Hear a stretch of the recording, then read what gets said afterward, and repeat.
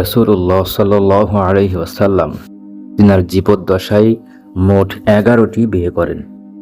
তার জীবদ্দশায় 2 জন স্ত্রী ইন্তেকাল করেন, একজন খাদিজা রাদিয়াল্লাহু তাআলা আনহা এবং দ্বিতীয়জন জয়নব বিনতে খুজাইমা রাদিয়াল্লাহু তাআলা আনহা।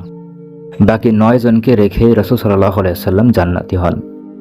সেই 9 জন হলেন হযরত সাউদা রাদিয়াল্লাহু আনহা, হযরত আয়েশা রাদিয়াল্লাহু আনহা, হযরত হাফসা রাদিয়াল্লাহু আনহা, হযরত উম্মে হাবিবা রাদিয়াল্লাহু আনহা, হযরত উম্মে সালমা রাদিয়াল্লাহু আনহা, হযরত জয়নব বিনতে জাহাশ রাদিয়াল্লাহু আনহা, হযরত জুয়াইরিয়া রাদিয়াল্লাহু আনহা, হযরত মাইমুনা রাদিয়াল্লাহু আনহা, হযরত সাফিয়া রাদিয়াল্লাহু আনহা। রাসূলুল্লাহ সাল্লাল্লাহু আলাইহি সাল্লামের কন্যা ছিল 4 জন, হযরত জয়নব রাদিয়াল্লাহু আনহা, হযরত রোকেয়া রাদিয়াল্লাহু আনহা, হযরত উম্মে কুলসুম রাদিয়াল্লাহু আনহা, হযরত ফাতেমা রাদিয়াল্লাহু আনহা। রাসূল সাল্লাল্লাহু আলাইহি সাল্লামের পুত্র ছিল 5 জন, তাহাদের সকলেই বাল্যকালে ইন্তেকাল করেন।